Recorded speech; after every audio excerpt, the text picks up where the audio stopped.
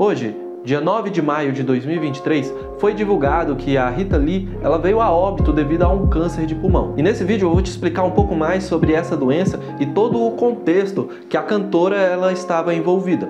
Mas claro, caso você não me conheça, eu me chamo Vinícius, sou estudante de Medicina pela Escola Superior de Ciências da Saúde e caso você goste desse tipo de conteúdo, considere se inscrever no canal. O câncer de pulmão ele pode ser didaticamente dividido em dois grandes grupos.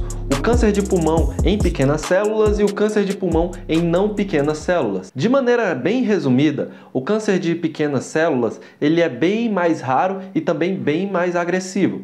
Em contrapartida, o câncer de não pequenas células, ele é um pouco mais brando, embora ele seja um câncer, mas ele também é menos agressivo, em relação, é claro, ao de pequenas células. E esse câncer de pulmão, de não pequenas células, ele é mais comum na população brasileira, e nessa divisão, esses tipos de cânceres são o câncer de células escamosas, o adenocarcinoma e também o câncer em células grandes. E uma coisa muito importante que é bom lembrar é que esse câncer de pulmão de pequenas células ele está fortemente associado a tabagista ou até mesmo a ex-tabagistas ou tabagistas passivos, que são aquelas pessoas que não fumam, mas fica próximo de pessoas que fumam. Sobre os sintomas do câncer de pulmão, eu não vou entrar muito em detalhes nesse vídeo, porque recentemente eu já fiz um outro vídeo que foi o da Glória Maria, que ela também veio a óbito por conta de um câncer de pulmão.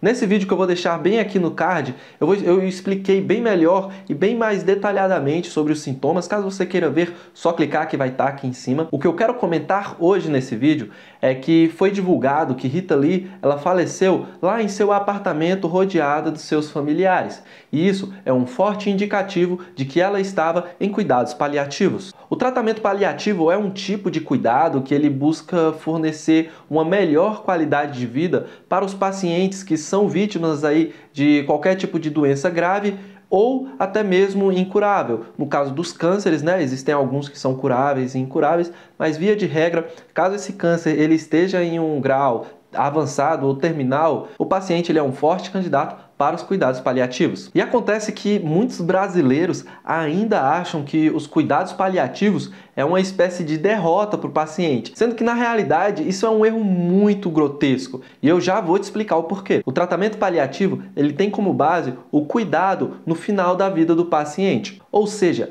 é entender a finitude do ser humano e respeitar o nosso organismo.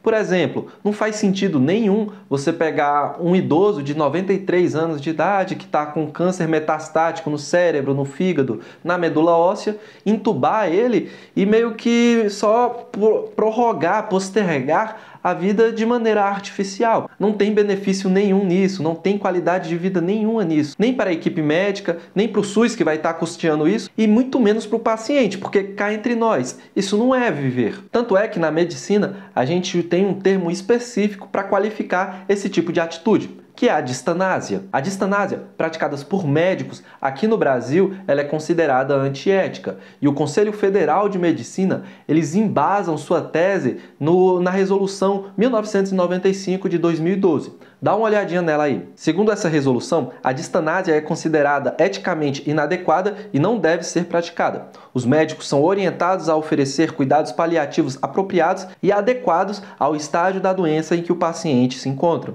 incluindo o controle da dor e de outros sintomas, o suporte emocional e espiritual e a assistência na tomada de decisões no fim da vida são fundamentais para o tratamento paliativo. Mas é possível que você esteja se perguntando como que funciona os cuidados paliativos. Gente, antes de tudo, eu preciso deixar claro que nenhum médico impõe o tratamento paliativo para qualquer paciente. Existe um enorme diálogo, tanto com o paciente quanto com os familiares, com toda uma equipe por trás, não é só o médico que é protagonista nisso, existe toda uma equipe multidisciplinar para poder tomar essa decisão. E seguindo esse raciocínio, o tratamento paliativo ele não depende também só do médico. Existe toda uma equipe que faz esse apoio para o paciente. Então existem fisioterapeutas, enfermeiros, técnicos em enfermagem, psicólogos, psiquiatras se necessários, enfim, é uma equipe completa. A primeira base do tratamento paliativo é meio meio que o controle dos sintomas, seja pelos efeitos colaterais do tratamento ou seja do próprio curso natural da doença. Então, caso a pessoa sinta dor, náusea, enjoo, fadiga, enfim, tudo isso é controlado para melhorar a qualidade de vida do paciente. Em segundo, vem o apoio psicossocial.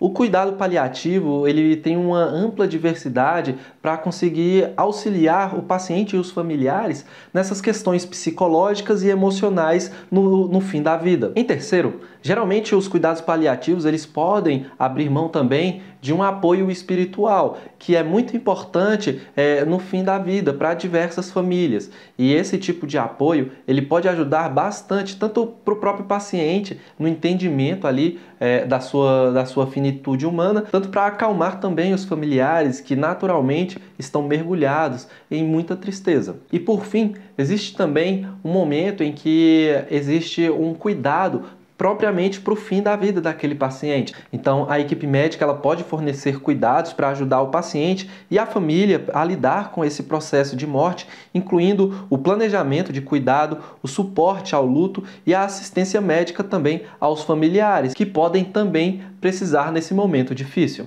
Gente, e para finalizar eu quero deixar claro que os cuidados paliativos eles são bem mais complexos do que eu citei aqui. Eu só fiz um grande resumo para poder expor de maneira didática para o público. Então não pense que o cuidado paliativo ele se limita apenas a isso que eu disse, beleza? E outra coisa bem importante, eu apenas presumi que a Rita Lee estava em cuidados paliativos baseados em todas as circunstâncias que estavam ao seu redor. E eu quero deixar aqui também os meus sinceros sentimentos à família de Rita Lee, que deve estar passando por um momento bem difícil e também bem delicado. E eu quero finalizar esse vídeo lendo a profecia que Rita Lee escreveu em sua autobiografia para quando ela morresse. Então, caso você não queira ouvir, só pular esse vídeo. Agora, caso você esteja interessado em saber o que a Rita Lee ela escreveu para si própria, continue aí por mais alguns minutinhos.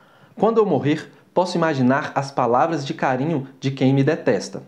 Algumas rádios tocarão minhas músicas sem cobrar jabá. Colegas dirão que farei falta no mundo da música. Quem sabe até deem meu nome para uma rua sem saída.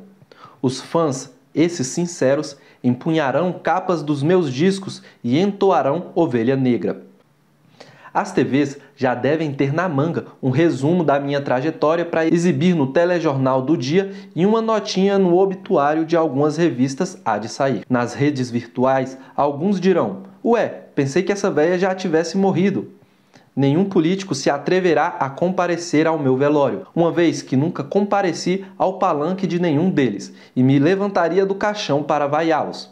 Enquanto isso, estarei eu, de alma presente, no céu, tocando minha alto harp e cantando para Deus Thank you, Lord, finally sedated. Epitáfio. Ela nunca foi um bom exemplo, mas era gente boa. E é isso. Espero que você tenha gostado desse vídeo. Um abraço e até o próximo plantão. Tchau.